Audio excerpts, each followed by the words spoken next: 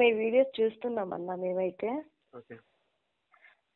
అదే మీరు క్రిస్టియన్స్ అంట కదన్నా ఫస్ట్కి అయితే. అంటే నేను బై బర్త్ క్రిస్టియన్ ఫ్యామిలీలో పుట్టినవానండి. అవునవును, అదే మీ వీడియోస్ మేము చూస్తున్నాను, రోజు చూస్తున్నాము. ఓకే. అంటే మీరు చెప్పేదాన్ని బట్టి ఇప్పుడు యేసుక్రీస్తు దేవుడా, మళ్ళీ అది ఇప్పుడు జై మీ శ్రీరామ్ పేరమ్మా? అని. నా పేరు పుష్పలత అన్న. పుష్పలతనా? ఓకే. అవును, ఓకే. అంటే మీరు చర్చికి వెళ్తుంటారా? చర్చికి వెళ్తున్నాము. ఓకేనమ్మా, నన్ను ప్రవీణ్ అన్నయ్యని పిలవండి. అవును అంటే మామూలుగా నేను బై బర్త్ క్రైస్తవంలో పుట్టి క్రైస్తవంలో పెరిగినవన్నమ్మా. అవునులేండి. వాళ్ళంతా బైబిల్లో చెప్పేదాన్ని, బైబిల్లో మంచి విషయాలు అంటే ఏం లేవు. ఉమ్, అదంతా కూడా ఉమ్, నరకడము, చంపడము, హింస, వాళ్ళని చంపు వీళ్ళని చంపు, వాళ్ళను ఆక్రమించి వాళ్ళ దేవతా స్తంభాలు పడేసేయండి, కూల్చేయండి, పసిపిల్లలను కూడా కనికరం చెప్పకుండా చంపండి, పశు పక్ష జాతులను కూడా నాశనం చెయ్యండి. అలాగా కొన్ని ఏరియాలు నాశనం చేసినట్టు బైబిల్లో యెహోవా ఈ ద్వితీయోపదేశకాండం మొత్తం చదివితే మీకు అర్థమవుతుంది. సంఖ్యాకాండం చదివితే అర్థమవుతుంది.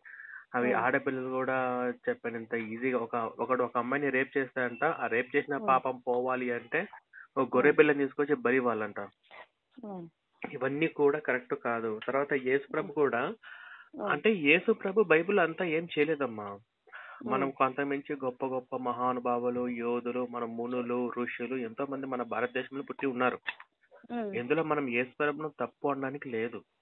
ఎందుకంటే ఆయన దేవుడిని ఎప్పుడు ఎక్కడ చెప్పుకోలేదు, ఆయనను ఆరాధించమని ఎక్కడ చెప్పుకోలేదు. ఆయన ఒక మతిస్థిమితం లేని ఒక తటస్థమైన మైండ్ సెట్ ఉన్న వాళ్ళ కనపడ్డు బైబిల్లో. ఒక చోటేమో నేను కరుణామయుడు, దయమయుడు అంటాడు, ఇంకో చోటేమో నన్ను నమ్మని వాళ్ళని సముద్రంలో పెద్ద బండరాశి తోసేసేయండి అంటుంటాడు. ఒకసారి ఏమో ధైర్యవంతుల్లా కనిపిస్తాడు, ఇంకోసారి సిల్వ వేయనీకి పోతే పారిపోయి కొండకెళ్ళి దాక్కుంటాడు, భయపడతాడు అని రకరకాలుగా ఉంటది అనమాట. ఆయన 20 సంవత్సరాలు మిస్సింగ్. ఒకవేళ యేసు ప్రభు దేవుడు అంటే అది బైబుల్కే అవమానం అది. ఎందుకంటే నా తండ్రి పంపిస్తూ వచ్చాడు, నా తండ్రి చిత్తాన ప్రకారమే నేను చేస్తున్నాను, నా తండ్రి లేకపోతే నేనేం చేయలేను అని. ఆ తర్వాత సిలువలో వేలాడుతుంటే కూడా నా దేవ నన్ను ఎలా చేయవిటిచిద్దు అని చెప్పేసి ఇలా చెప్పాడు. కాకపోతే ఏంటంటే వీళ్ళకు యెహోవా అని చెప్తే, దేవుడు యెహోవాగా చెప్తే వీళ్ళకి వ్యాపారం సాగదు. అంటే ఇప్పుడు ఈ యెహోవా ఎట్లాంటి వాడని బైబిల్ చదివితే ఈ మతంలో ఫస్ట్ ఎవరు ఉన్నారు. యేసు అంటే బైబిల్ మొత్తం మీద నిన్ను వాళ్ళు నీ పొరుగు వాడిని ప్రేమించండి, నీ శత్రువు సైతం ప్రేమించండి, నిన్ను హింసించే వారి కోసం ప్రార్థన చేయండి అని చెప్పేసి ఆ కొండ మీద చెప్పిన 4 మాటలు తప్ప బైబిల్లో మంచి విషయాలు ఏమీ లేవు. అది ఎందుకు పనికిరాదు. దానికంటే కూడా నువ్వు ఇప్పుడు ఎంతవరకు చదువుకున్నావు అమ్మా? నేనైతే 5 వరకు చదువుకున్నాను. బైబిల్ మొత్తం కూడా నేను కూడా 2 సార్లు చదువుకున్నాను. Very good, very good. అంటే నేను ఇప్పుడు చెప్పే రిఫరెన్స్ తర్వాత నేను మీరు ఎక్కడ ఉండేది? మేము అది అనంతపురం డిస్టిక్ లేనా. అనంతపురం. ఓకే. నేనేమంటున్నానంటే మనం చిన్నప్పుడు స్కూల్లో రాస్తాం, కాపీరైట్ పుస్తకం ఉంటుంది. ఆ పుస్తకంలో ఉన్న మంచి కూడా బైబిల్ ఉండదు. స్వామి వివేకానంద నీతి సూక్తులు ఉంటాయి. ఒక్కసారి ఆ నీతి సూక్తులు చిన్న పుస్తకం తెప్పించుకొని చదవండి. సుమతి శతకాలు చదవండి, వేమన పద్యాలు చదవండి, అన్నమయ్య కీర్తనలో ఉన్నటువంటి భావము, తాత్పర్యం, అర్థం తెలుసుకోండి. మనసు ఎంతో అంటే మనము కవులు రాసినటువంటి నీతి సూక్తులలో ఉన్నటువంటి భావం కంటే బైబిల్లో ఏం లేదు. మొత్తం నేను పరిశీలించినవన్నీ ఏ పేజీ తిప్పినా కూడా ఖచ్చితంగా చంపడము, హింస ప్రేరేపించే విధంగా ఉంటుంది. అరకాల మోపుబోవు పసిబిడ్డలను చంపుకొని తినే పరిస్థితి నీకు తీసుకొని వస్తాను, అంటే కడుపులో ఉన్న బిడ్డను తీసి వండుకొని చంపే పరిస్థితి తీసుకొని వస్తాను, ఒకడు తప్పు చేస్తే ఒకడు భార్యలను తీసుకొచ్చి ఇంకో దగ్గర అన్యులకు అప్పగిస్తాను. తర్వాత దావీదు తప్పు చేస్తే దావీదు వాళ్ళ భార్యను వాళ్ళ కొడుకులు చేస్తే పడుకోబెట్టించి చాలా చెప్పుకోలేనమ్మా. నువ్వు చాలా చిన్నపిల్లవి, పైగా ఆడపిల్లవి కాబట్టి ఇంకొన్ని చెప్పుకోలేనివి. అంత హింస అంత ఉంటుంది. కానీ అవన్నీ వీళ్ళు చెప్పరు పాస్టర్లు. చెప్తే వాళ్ళకి సిగ్గు. కాబట్టి చాలా మంది పాస్టర్లు ఇవన్నీ దాచేసి పైన పరిశుద్ధ గ్రంథం అని చెప్పి కలరట తల్లి, ఇది పరిశుద్ధ గ్రంథం అండి, ఇది నమ్మండి, ఇది దేవుడు అని చెప్పేసి రకరకాలుగా అంటుంటారు. నాది ఇంజనీరింగ్ అయిపోయింది, సివిల్ ఇంజనీరింగ్ బీటెక్. అట్లాగా నేను కూడా ఇంజనీరింగ్ చదువుతున్నంత వరకు కూడా నేను చర్చిలకు వెళ్ళేవాడిని, మా ఫ్రెండ్స్ కూడా చర్చికి తీసుకెళ్తూ ఉండేవాడిని. ఇలా ఒకటి నాకు డౌట్ వచ్చేసింది. ఎందుకంటే ఇప్పుడు పూజలు చేయను నేను కాదన్నట్లు, ఎవరిది ఎవరన్నా అంటే ఎవరి మనసత్వం వాడది. నాకు వచ్చేసి ఎందుకంటే ఇప్పుడు చాలా మంది మేము చూస్తున్నాము. ఇప్పుడు మనం మేమైతే ఎస్సీ వాళ్ళం అన్న నిజంగా అంటే నేను కూడా ఎస్సీ మాలా నాది, నా సర్టిఫికేట్ మాలా. మాది కూడా మాలనే. ఓకే. ఎందుకంటే ఇప్పుడు ఈశ్వర గుడులు ఉంటాయి. పెళ్ళైంది, 3 పిల్లలు, బాబు 7వ క్లాసు. ఊరి నాయన, ఇంకా చాలా చిన్న పిల్లవేమో అనుకున్నా. మళ్ళీ పాప 5వ క్లాసు, చిన్న బాబు 3వ క్లాస్ అన్న. ఓకే. నాకు వచ్చేసి ఏజ్ వచ్చేసి 28 ఉంది అన్న. 28 అంటే నాకన్నా వయసులో చిన్నదానివి, అంటే నీకు చిన్నప్పుడే పెళ్లి అవుతుంది. అవునా. ఇప్పుడు నా ఊహ తెలిసినప్పటి నుంచి అన్న, ఎందుకంటే ఇప్పుడు మీరు చెప్తున్నారే శివలింగంగా ఉంది అది చేసేనని, నాకు కూడా అలాంటి ఆలోచన 8వ సంవత్సరం నుంచి ఒకటి నా ఆలోచన. ఎందుకంటే నిజ దేవుని తెలుసుకోవాలని. ఇప్పుడు దేవుడు అనేది నిజ దేవుడు తెలుసుకోవాలి. దేవుడు అనే కాన్సెప్ట్ ఫస్ట్ మైండ్ నుంచి తీసేసేయండి. నేనేమంటున్నానంటే ప్రకృతితో గడపండి, పంచభూతాలతో గడపండి. దైవం అంటే ఎక్కడో ఏదో దేవుడికి ఏ పేరు పెట్టాలి, ఏ పేరు ఉన్నవాడు దేవుడు అయినాడు, దేవుడు అనేవాడిని మనం ఎక్కడ ఎత్తుక్కోవాలి, ఏ రూట్ లో పోవాలని చెప్పేసి ఇదంతా మైండ్ నుంచి తీసే చెల్లెలు. తీసేస్తాను, ఒక్క నిమిషము. అలానే ఇప్పుడు రోజు పూజ చేస్తాము. ఓకే, ఇప్పుడు మనము ఫోటో తీసుకొచ్చుకుంటాము, పూజలు చేస్తాము. కొద్దిగా అయినా ఇప్పుడు హాస్పిటల్లో పేషెంట్లు చాలా ఎక్కువ ఉంటారు. ఒకటేనా మనం, ఎందుకంటే నాకు తెలిసిన మట్టుకు హాస్పిటల్ పేషెంట్లు చాలా ఎక్కువగా ఉంటారు. వాళ్ళకి చాలా చాలా జబ్బులు వస్తుంటాయి కదన్నా. ఇప్పుడు చాలా చాలా జబ్బులు వచ్చే క్రమంలోన ఇప్పుడు చాలా ఒక్కొక్కరి ఏదైనా చాలా లోపమై ఉంటే చనిపోతారు. లేదు కొంచెం బాగా అయ్యే స్థితిలో ఉన్నారంటే కొంచెం వాళ్ళు బతకచ్చు. ఒక్కటే మనం కంటికి కనపడే విధానం నేను చెప్తున్నామన్నా. ఇప్పుడు ధనవంతుడు చనిపోతాడు, దరిద్రుడు చనిపోతాడు. ఇప్పుడు ధనవంతుడికి దరిద్రుడికి ఏం తేడా? ఇప్పుడు మనము సంపాదించుకోలేము ఈ స్థితిలో మనము. ఇప్పుడు రైతు ఉంటాడు, రైతు గాని వారికి ఇంకొక ఆలోచన ఉంటుంది, సంపాదించాలి. ఎక్కడికో పోతున్నావు చెప్పాలనుకున్న ఒక పాయింట్ లో చెప్పు. ఏదో చెప్పి ఏదో ఎక్కడికి వెళ్ళిపోతున్నావు. స్పష్టంగా చెప్తున్నాను. నా హాస్పిటల్లో అంత మంది పేషెంట్లు ఉంటుంటే ఇప్పుడు దేవుడు దయాదాక్షిణ్యం లేనిది ఏదైనా కానీ ఉండు కదా. మానవత్వం మనుషులతో నుండి వస్తుంది. కానీ ఇప్పుడు మంచితనం, ఇప్పుడు మంచి చెడు ఇద్దరు ఉంటారు. మంచితనాన్ని ఎంచుకోవాలా, చెడుదాన్ని ఎంచుకోవాలన్నా మనము. ఇప్పుడు నాకు తెలిసిన మటుకు ఇప్పుడు క్రిస్టియన్స్ అంటే ముందు ఇప్పుడు మదర్ తెరిసా గానీ వాళ్ళు ఆరాధించారు అంటున్నారు. వాళ్ళ గురించి నరకానికి వెళ్తారు తెలుసా మీకు బైబిల్ ప్రకారంగా? నరకానికి వెళ్ళారన్నా. మీరు ఏ పాస్టర్ అడగండి. మదర్ తెరిసా క్యాథలిక్, ఆమె విగ్రహార్థం చేసింది, ఎక్కడికి వెళ్తుందని చెప్పేసి ఒకసారి అడగండి. ఇప్పుడు నీకు దేవుడు ఏమైనా స్వస్థపరిచాడు? ఏంటండి, ఏం పరిచాడు చెప్తాను చూడన్నా. అంటే ఒకరి సాక్ష్యం తీసుకొచ్చి నేను ఎందుకన్నా సామాన్యంగా నేను ఏదాన్ని నమ్మను కూడా. అది నాకు ఒక పట్టుదల. ఎవరి పూజ అంటే వాళ్ళది వాళ్ళకే, నాది నాకు. ఎందుకంటే నేను ఒకటి చిన్నతనం ఉండే అలా చేస్తూనే ఉన్నాను. నేను కూడా మా నాన్న తన్నించుకున్నాను, బైబిల్ చదవకూడదు నువ్వు, అది నిజమైన దేవుడు అంటే. తనకు చదువు లేదనమాట. అలా అంటున్నా. ఒకరికి వచ్చేసి మా అన్న బైబిల్ మొత్తంలో ఆడపిల్లకి ఇచ్చిన విలువ ఇచ్చిందమ్మా. బైబిల్ మొత్తంలో దేవుడు గానీ ఆడపిల్లకు ఏ విధంగా విలువ ఇచ్చిండు? విలువిచ్చిండు అంటే ఎక్కడ ఇచ్చాడు? ఏమి ఇచ్చాడు? సంఘంలో స్త్రీలు మాట్లాడకూడదు, సంఘంలో స్త్రీలు మాట్లాడడం అవమానము. సంఘంలో స్త్రీలు 1 కొరింథీయులకు ఏంటి చెప్తాను నేను ఇప్పుడు మీకు రిఫరెన్స్ ఇస్తా. తీసుకొని చూడండి. ఎందుకంటే అలా చెప్తున్నాడు ఆయన కూడా. దేవుడు ఆడవాళ్ళు ఎక్కడ ఆరాధించకూడదని. అసలు ఆడవాళ్ళది బైబిల్లో ఇచ్చిన విలువ ఏంటి? ఇప్పుడు మేరీ మాతను దేవుడిగా పూజిస్తే నరకమే తెలుసా మీకు? మేరీ మాతను పూజిస్తే నరకమే.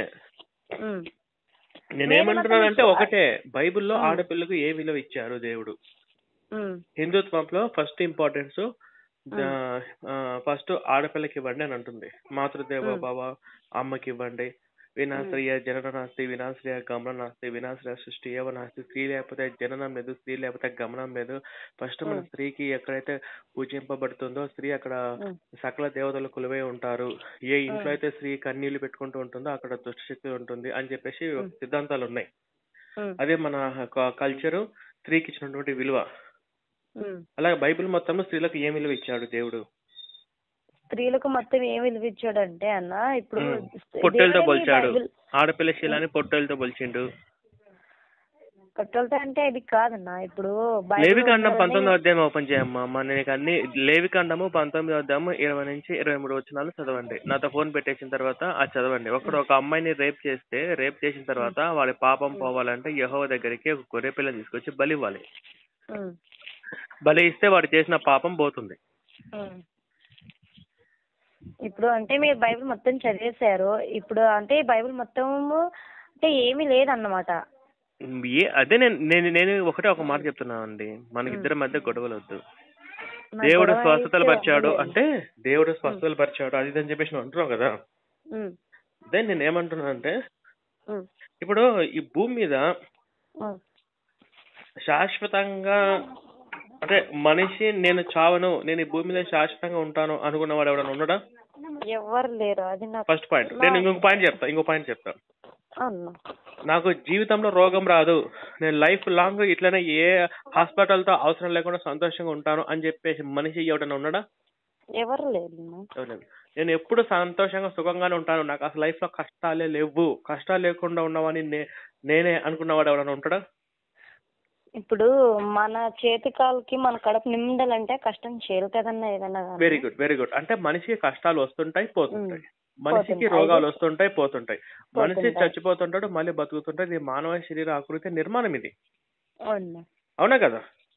అవునా. ఇప్పుడు మనిషి ఏ నరేంద్ర మోడీ గురించి చనిపోవచ్చు, మనము చనిపోవచ్చు. అందరూ సమానమే ప్రకృతి దృష్టిలో అందరూ సమానత్వం. అంటే నిజ దేవుడు ఎవరు? కానీ పర్టికులర్ గా ఈ మతంలోకి వెళ్తే రోగాలు రాకుండా ఉంటాయి, పర్టికులర్ గా ఈ మతాన్ని పూజిస్తే మనిషి ఆయుష్ పెరుగుతుంది, లేదా ఈ మతంలోకి వెళ్తే రోగాలు రావు, లేదా ఈ మతంలోకి వెళ్తే కష్టాలు అసలు ఉండవు అని ఏమన్నా అంటే ప్రపంచంలో కొన్ని వేల మతాలు ఉన్నాయి, క్రిస్టియనే కాదు. ప్రపంచంలో కొన్ని ఇప్పుడు మన భారతదేశంలో జైన మతం, బౌద్ధిజం, జుడాయిజం, సిక్ మతము, ఆ తర్వాత ఇస్లాము, క్రిస్టియన్, ముస్లిం, ఆ తర్వాత ప్రపంచంలోకి వెళ్తే ఎన్నో మతాలు ఉన్నాయి. ఇన్ని మతాలలో ఈ మతంలోకి వస్తే కష్టాలు ఉండవండి, లేదా ఈ మతంలోకి వెళ్తే మీకు ఆరోగ్యంగా ఉంటారు అని ఏమైనా ఉన్నాయా? ఇప్పుడు నాకు తెలిసిన మట్టు కన్నా చిన్నతనం నుండి నాకు ఎప్పుడైతే అది మా అమ్మ వాళ్ళు కూడా విగ్రహార్థికులేనా, నేను చెప్పట్లేదు కాదనట్లేదు. మళ్ళీ విగ్రహార్థికులు అంటే ఏంటి? అంటే విగ్రహార్థిక అంటే ఏంటి? ఇప్పుడు మేము మా దైవాన్ని ఒక విగ్రహంలో చూసి పూజించుకుంటాం. నీకు బైబిల్ బాగా విషయం ఎక్కేసిందమ్మా, బైబిల్ బాగా విషయం ఎక్కింది. నేను ఒక మాట చెప్తానండి పుష్ప, చెప్పండి. 2 పాయింట్లు గుర్తుపెట్టుకో. నేను ఒక ఆడపిల్ల చెప్తున్నాను, బైబిల్ తీసుకొని బైబిల్ మొత్తంలో ఆడపిల్లకు దేవుడు స్త్రీలకు ఇచ్చినటువంటి విలువ ఏంది అనేది ఒకసారి బైబిల్ తీసుకుని పాస్టర్ దగ్గరికి వెళ్ళి అడుగు. ఆ తర్వాత ఆదికాండం నుంచి ప్రకటన గ్రంథం వరకు బైబిల్ మొత్తంలో మంచి విషయాలు ఏమున్నాయి, ఈ సమాజానికి ఇప్పుడు ఈ జనరేషన్ కి ఉపయోగపడే యువతకు నేర్చుకోవాల్సిన విషయాలు ఏమున్నాయి, ఈ 2 అడుగు. నాకు ఒకటన్నా చెప్పండి అన్న, ఎందుకంటే నిజ దేవుడు ఎవరు అదన్నా నాకు బాబోయ్. ఆ దేవుడు కాన్సెప్ట్ తీసి పక్కన పెట్టు. దేవుడు ఎందుకు? దేవుడు అన్నవాడు 4వ స్థానము. ఫస్ట్ అమ్మకివ్వు, తర్వాత నాన్నకివ్వు. నీకున్న కర్తవ్యం ఏంటి? నీ భర్తను బాగా చూసుకో, పతియే ప్రత్యక్ష దైవం అన్నారు. నీ పిల్లల్ని బాగా చూసుకో, నువ్వు చేసే పనుల మీద ఫోకస్ పెట్టు, నువ్వు చేయకున్న పని మీద కాన్సన్ట్రేషన్ పెట్టు. నిన్ను కన్న మీ అమ్మ రుణం తీర్చుకో, నీకు నడవడిక నేర్పిన మీ నాన్న రుణం నువ్వు తీర్చుకో, నీకు విద్య నేర్పిన నీ గురువు రుణం తీర్చుకో, పెళ్లి చేసుకున్న భర్తను పతియే ప్రత్యక్ష దైవంగా పూజించు. నీకు ఒక బాధ్యతలు ఉన్నాయి, నీకు పిల్లలు ఉన్నారు, వాళ్ళు చదువుకోవాలి, వాళ్ళు ఒక దారిలో పెట్టు, కష్టపడి పనిచేయి. ఆ వచ్చిన డబ్బులలో దాచుకో, ఫిక్స్డ్ డిపాజిట్ చేసుకో, పిల్లల పేరు మీద వేసుకో, ఏదైనా బంగారం కొని పెట్టుకో. నీకున్న మళ్ళీ భవిష్యత్తులో కష్టాలు రాకుండా, భవిష్యత్తులో ఏదైనా ప్రాబ్లం వచ్చినా కూడా ఫేస్ చేసే విధంగా తయారవ్వు. ఆ తరువాత దేవుడు, నిజ దేవుడు, అబద్ధపు దేవుడు అనే కాన్సెప్ట్ లేదు. దేవుడు అన్నవాడు ఒక్కడే, అనేక రూపాలలో వ్యక్తం అవుతుంటాడు. రాముడికి పూజించుకోవచ్చు, కృష్ణుడిగా పూజించుకోవచ్చు, నరసింహస్వామిడిగా నువ్వు పూజించుకోవచ్చు, ఆంజనేయ స్వామిగా నువ్వు పూజించుకోవచ్చు. ఇప్పుడు రాముడిని పూజిస్తే అరే నన్ను పూజించట్లేదు ఎందబ్బా అని శ్రీకృష్ణుడు ఫీల్ అవ్వడు. శ్రీకృష్ణాష్టమి మనం జరుపుకుంటూ ఉంటే అరే నన్ను పూజించట్లేదు, వీళ్ళు ఎప్పుడు కృష్ణుడికి భజన చేస్తుంటారు అని చెప్పి నరసింహస్వామి ఎప్పుడు ఫీల్ అవ్వడు. అరే ఏంద్రా వీళ్ళు ఎప్పుడు చూసినా గణపతి వినాయకుడు బాగా చేస్తారు, నాకు చెయ్యరని చెప్పి ఆంజనేయ స్వామి ఎప్పుడు ఫీల్ అవ్వడు. అంటే ఇప్పుడు యేసుక్రీస్తు కూడా అట్లా ఫీల్ అవుతాడు. అట్లా ఫీల్ అవుతాడనే బైబిల్ చెప్తుంది. నేను తప్ప ఫస్ట్ ఆజ్ఞ అదే కదా, నేను తప్ప నీకు వేరొక దేవుడు లేడు. పైన ఆకాశం అందే కానీ, కింద భూమి అందే కానీ, భూమి కింద నీళ్ళు అందే కానీ, మీరు ఏ విగ్రహ రూపంలో కూడా మీరు ఎవరిని పూజించినా కూడా మీరు నరకానికి వెళ్తారు. నేనే దేవుణ్ణి, నన్నే పూజించండి, నేను తప్ప వేరొక దేవుడు ఉండకూడదు.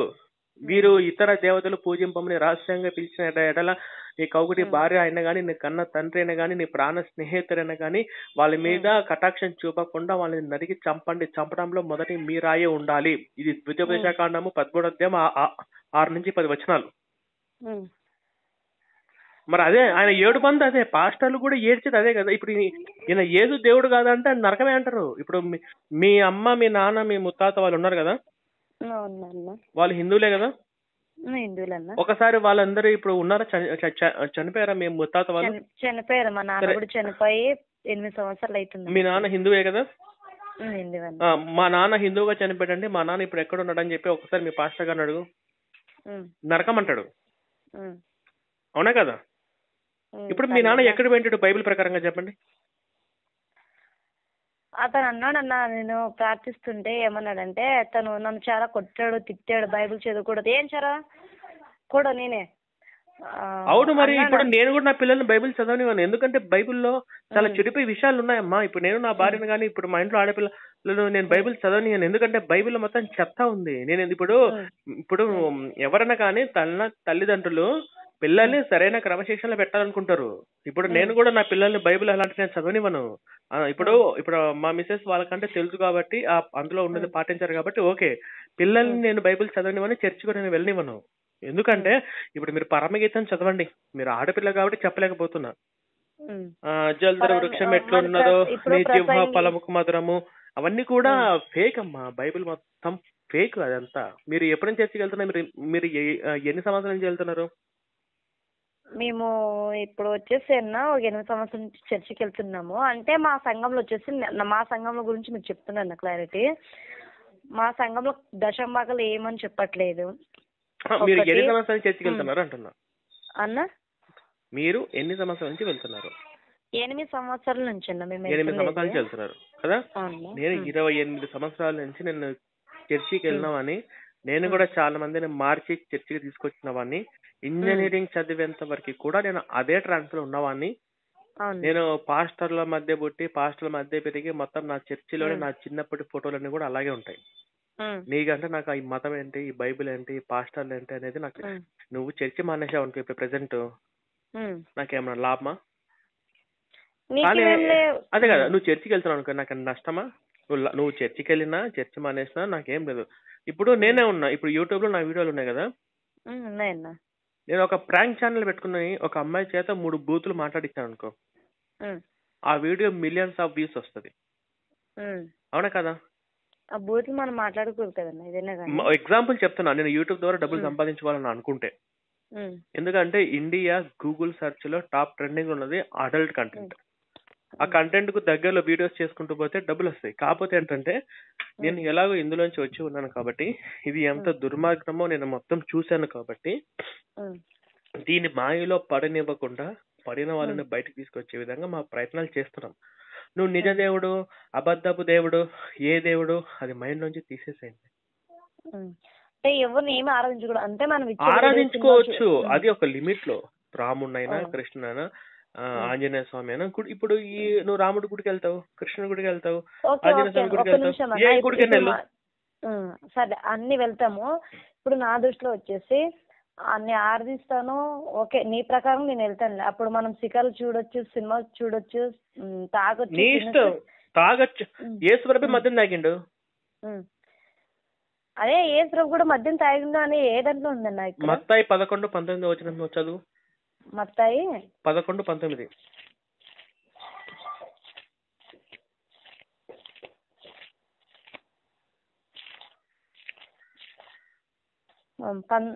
మత్తాయి 11 అన్న? అవును, 11:19. 11:19 కదన్నా?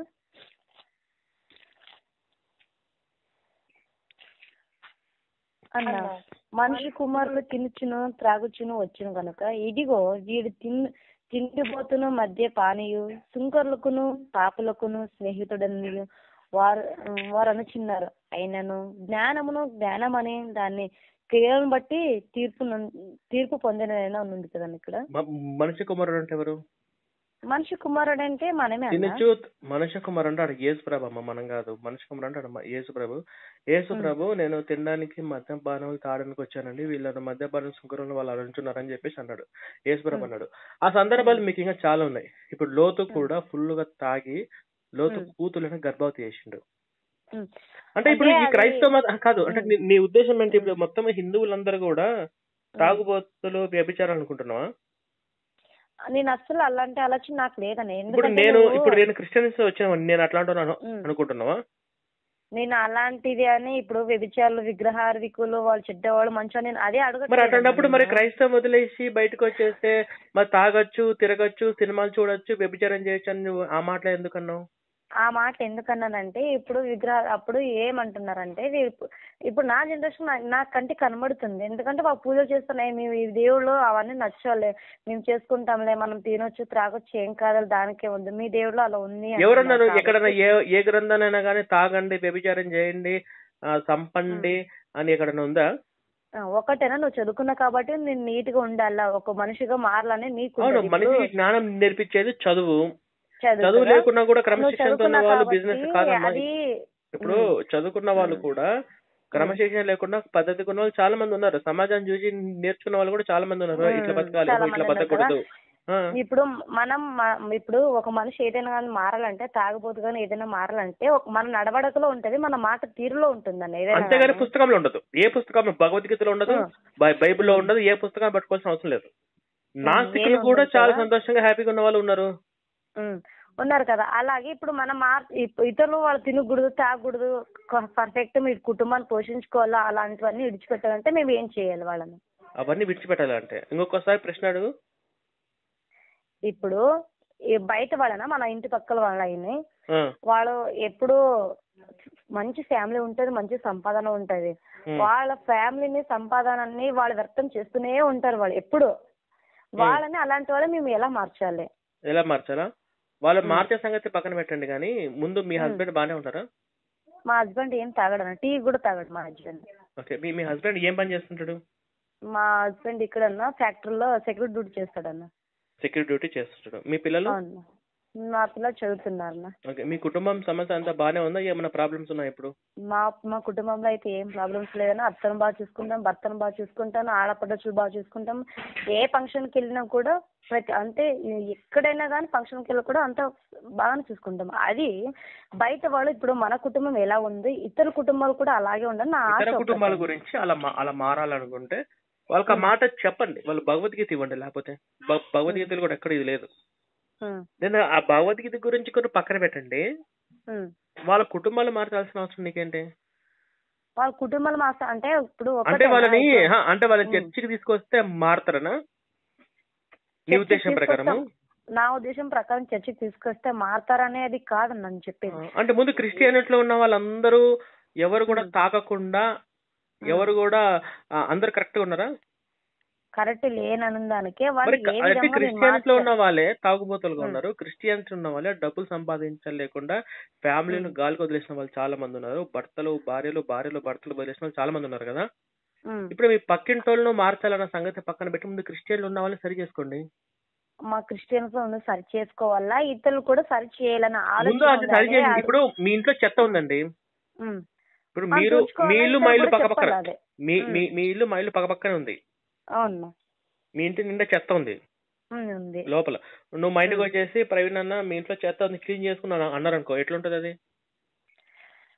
అది ఏం బాగుండదు. అది అంటే ఫస్ట్ మీ ఇంట్లో చెత్త క్లీన్ చేసుకోవాలి.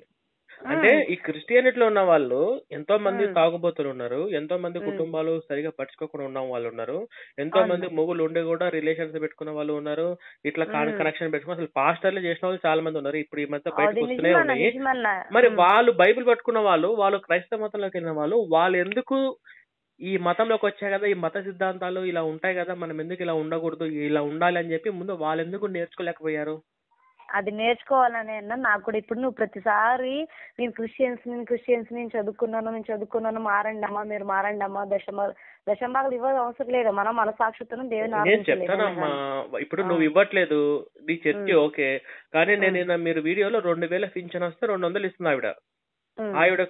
ఆవిడ లేవలేదు, కూర్చోలేదు, ఏ పని చేయలేదు, అలాంటి వాళ్ళ దగ్గర మనం జోబులో తీసి 10 రూపాయలు ఇవ్వాల్సింది పోయి వాళ్ళ దగ్గర నుంచి తీసుకుంటాడు పాస్టర్. ఇయ్యాలన్నా మనము మరి ఇప్పుడు నేను ఇంకొక వీడియో పంపిస్తా. వాళ్ళు ఎట్లాంటి వాళ్ళు అంటే వాళ్ళు జుట్టు ఇప్పుడు ఇక్కడ ట్రాఫిక్ జామ్ అయిందనుకో, అవునన్నా వాళ్ళు కార్లు క్లీన్ చేసేటోళ్ళు, బుగ్గలు అమ్మేటోళ్ళు, బెలూన్స్ అమ్మేటోళ్ళు, వాళ్ళ దగ్గర కూడా 10% పాస్టర్ దశభాగం తీసుకుంటున్నాడు. నేను వాళ్ళ దగ్గరికి వెళ్ళి వీడియో కూడా చేసిన.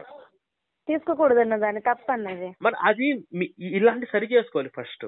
నువ్వు మీ ఇంటి పక్కన మీ టార్గెట్ ఏంటంటే హిందువులనే మార్చాలి, హిందువులే టార్గెట్ చేసి చర్చికి తీసుకెళ్ళాలి అని నువ్వు ఆలోచిస్తున్నావు. ముందు క్రిస్టియానిటీలో ఉన్న తాగుబోతులను మార్చాలి, ముందు క్రిస్టియానిటీలో ఉన్న కుటుంబాలు ఉన్న కలహాలను నువ్వు తీర్చాలి, ఆ తర్వాత హిందువులోకి రావాలి.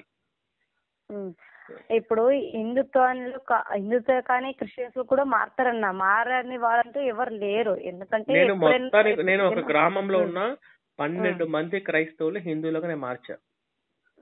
నేను ఒక మాట చెప్తామా నీకు ఇప్పుడే కాల్లో నెంబర్ కాన్ఫరెన్స్ కాల్ పెట్టమంటే పెడతా. మా ఊర్లో మా ఇంటి పక్కన ఒక అతను ఉన్నాడు. అతను హిందువులోనే పుట్టి చర్చికి వెళ్తున్నాడు. 5-6 సంవత్సరాలు చర్చికి వెళ్తున్నాడు. అరే బాబు చర్చి ఇది కాదు, ఇది ఫేక్, బైబిల్ ఫేక్, పాస్టర్లు నమ్మద్దు అని చెప్పేసి నేను రాసిన పుస్తకం ఇచ్చా. అంటే పాస్టర్ అని కూడా ఒకవేళ సత్యముతోనో నీతితోనో తను బైబిల్ పాస్టర్ అంటే ఫేక్ అమ్మా. పాస్టర్ అంటే మా దృష్టిలో, నేను పాస్టర్ గురించి నేను తర్వాత చెప్తాను, ముందు వినండి పూర్తిగా. ఇప్పుడు అతను ఏం చేసిందంటే నా పుస్తకం మొత్తం చదివి, బైబిల్ పక్క పెట్టుకుని నా పుస్తకం మొత్తం చదివి అన్న ప్రవీణ చెప్పింది కరెక్ట్ అని చెప్పేసి వాళ్ళ ఇంట్లో యేసు ప్రభుది బైబిల్ తీసేసి చర్చికి వెళ్లకుండా ఉన్నారు 2 నెలలు. ఇప్పుడు అతను కారు కొన్నాడు. కారు కొని అతను కారు లోపల కూడా ఆంజనేయ స్వామిది ఫోటో పెట్టాడు, ఆంజనేయ స్వామిని పూజిస్తున్నాడు. అన్న ఏందన్నా అంటే, అన్న ప్రవీణ్ అన్న నువ్వు చెప్పింది నిజమే అన్న, నేను ఇట్లా హిందువులోకి వచ్చిన తర్వాత నా జీవితం చాలా బాగుపడింది. ఇప్పుడు నేను చర్చికి వెళ్ళడం మానేశాను, బైబిల్ కూడా ఇంట్లోంచి తీసి బయటపడేశాను, యేసు బైబిల్ వాచనాలు కూడా మా ఇంట్లో లేవు, నేను నిజంగా బైబిల్ ఆడపిల్లకి విలువ ఇచ్చింది ఏం లేదు, బైబిల్ అసలు మంచి విషయం. నేను ఏమన్నా ఒకటే మాట అన్నా, బైబిల్ తీసుకుని పాస్టర్ దగ్గరికి వెళ్ళి బైబిల్ ఉన్న మంచి విషయాలు ఎందుకు కనుక్కో. నేను నీకు ఎలా చెప్పానో అతనికి అలాగే చెప్పా. అతను చెప్పిన తర్వాత అతను అన్ని చూసి చుట్టుపక్కల క్రైస్తవులను చూసి అప్పుడు అతను పూర్తిగా మారి హిందువులుగా వచ్చిండు.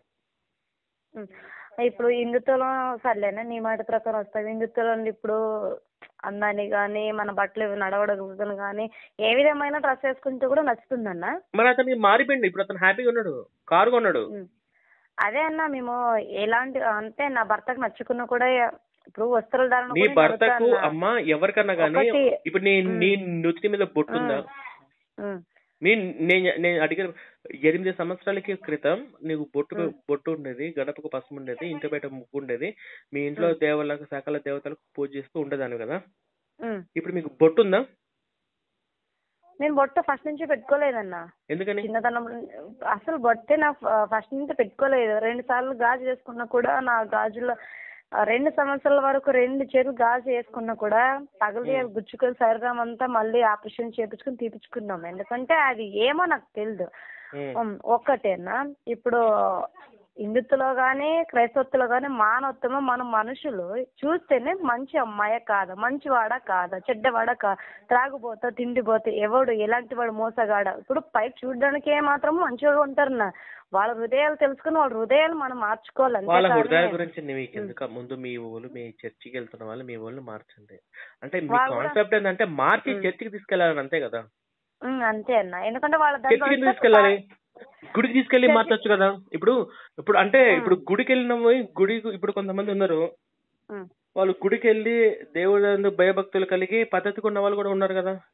ఇప్పుడు నేనే ఉన్నాను అమ్మా, నేనే ఉన్నాను. నేను ఇప్పుడు బీటెక్ లో ఉన్న వరకు అల్లరి చిల్లరగా చేశా, అల్లరిగా తాగుతుంటాను, ఫ్రెండ్స్ తో తిరుగుతుంటాను, సినిమాలు కానీ చేస్తూ ఉంటాను అల్లరి చిల్లరగా. ఇప్పుడు నేను చర్చి క్రిస్టియన్స్ నుంచి బయటకు వచ్చిన గుడికి వెళ్తుంటా. ఇప్పుడు నేను అవన్నీ చేయట్లేదు, ఇప్పుడు అల్లరి పనులు చేయట్లేదు. ఇప్పుడు ఒక బాధ్యత అనేది వచ్చింది, ఒక భయం అనేది వచ్చింది, ఒక పద్ధతి అనేది వచ్చింది, పెళ్ళైంది, కొడుకున్నాడు, నాకు ఈ బాధ్యత వీటి మీద నేను ఫోకస్ పెట్టా. ఇప్పుడు నీకంటే అలా ఉంది ఓకే అన్న. ఇప్పుడు గుడికి తీసుకెళ్ళి కూడా వాళ్ళు మారట్లేదు కదన్నా, ఎందుకు చేయాలి మళ్ళీ? వాళ్ళని ఏం చేయాలన్నా? వాళ్ళ గురించి మీకెందుకమ్మా, ఫస్ట్ ముందుగా ఈ క్రిస్టియానిటీలో ఉన్న వాళ్ళని మార్చుకోండి ఫస్ట్. నేను ఏమంటున్నానంటే వాళ్ళు మారుస్తా వీళ్ళ మారుస్తా వాళ్ళ అంటే మీ కాన్సెప్ట్ ఏంటంటే చర్చికి తీసుకెళ్ళాలి. చర్చికి తీసుకెళ్ళాలంటే వాళ్ళు కొంచెం త్రాగు నుండి మార్చాలి. వాళ్ళు అంటే త్రాగు నుంచి మార్చాలి. మరి ఇక్కడ యేసు ప్రభే మద్యం తాగింది కదా. ఇప్పుడు ఇక్కడ యేసు ప్రభే మద్యం తాగిండు కదా.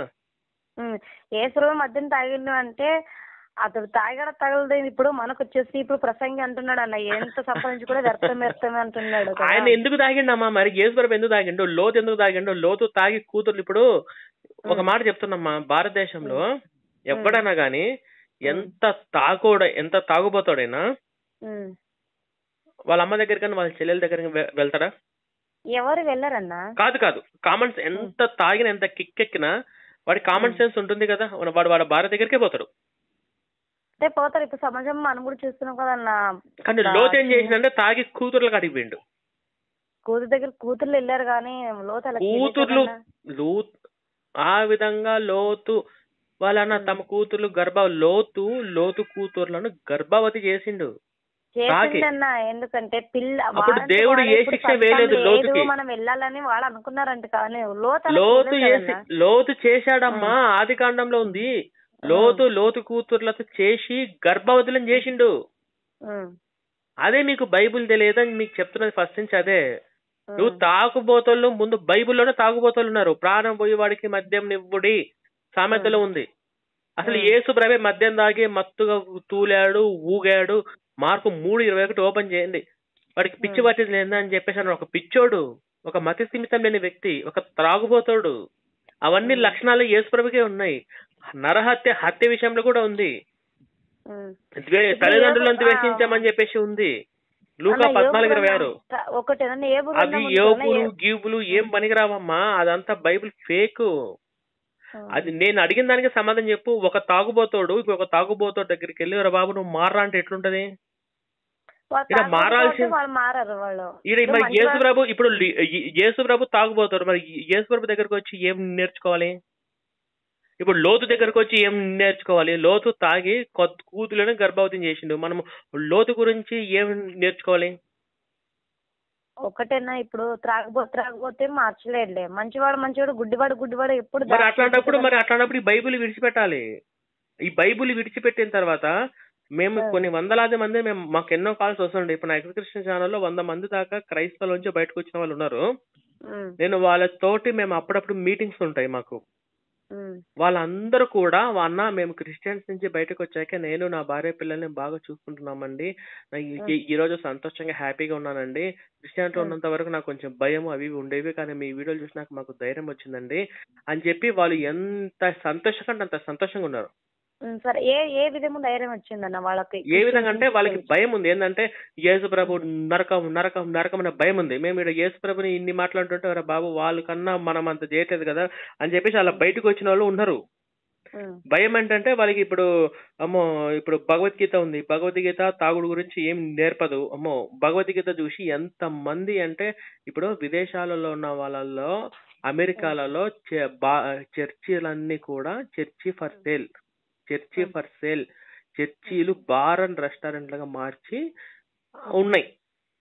అక్కడ ఎవరు చర్చికి వెళ్ళట్లేదు. బైబిల్ ఒక సెక్స్ పుస్తకం, బైబిల్లో మంచి విషయాలు ఏం లేవని చెప్పి సత్యం తెలుసుకుని అందరూ బయటకు వచ్చారు.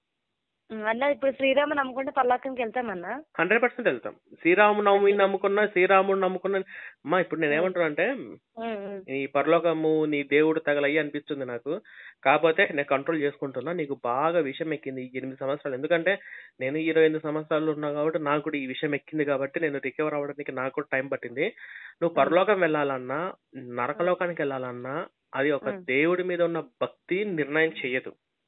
నువ్వు చేసుకున్న పాప పుణ్యాలు బట్టి నిర్ణయిస్తుంది. నువ్వు ఏ దేవుడిని నమ్మకపోయినా నువ్వు ఏదైనా తప్పు చేసావంటే ఆ తప్పుకు తగ్గ ప్రతిఫలం నువ్వు అనుభవించాలి. కర్మ అనేది నువ్వు వెంటాడుతుంది. ఎవరి పాపలో వాళ్ళకి ఇప్పుడు ఇన్ని రోజులు లేట్గా ఉందంటే ఇప్పుడు వెనకలు వస్తుంటాయి కదా. నాకు నిజమే.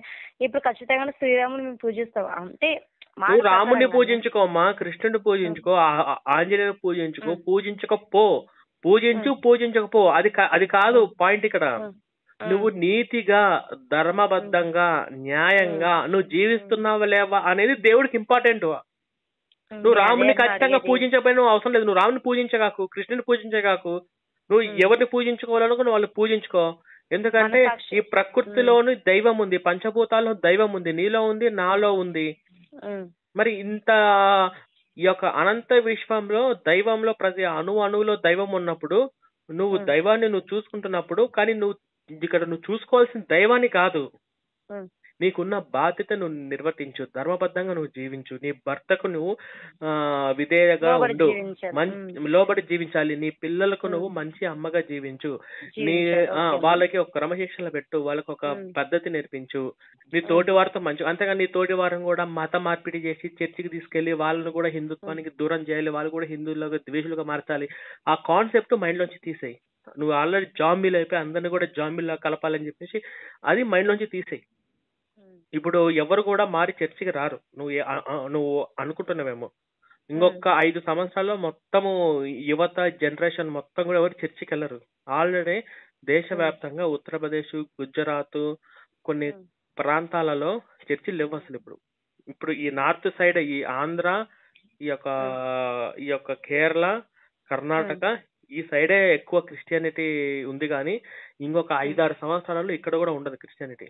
ఎందుకంటే వచ్చే జనరేషన్ యువత పిల్లలందరూ కూడా మీలాగా, నువ్వు 5వ క్లాస్ చదువుకున్నావు కాబట్టి నీకు అర్థం కాదు, ఇప్పుడు అందరు చదువుకుంటున్నారు. నీ కొడుకే ప్రశ్నిస్తాడా, నీ కొడుక కూతురా? కొడుకన్నా ఫస్ట్ బాబు 7వ క్లాస్ చదువుతున్నాడు.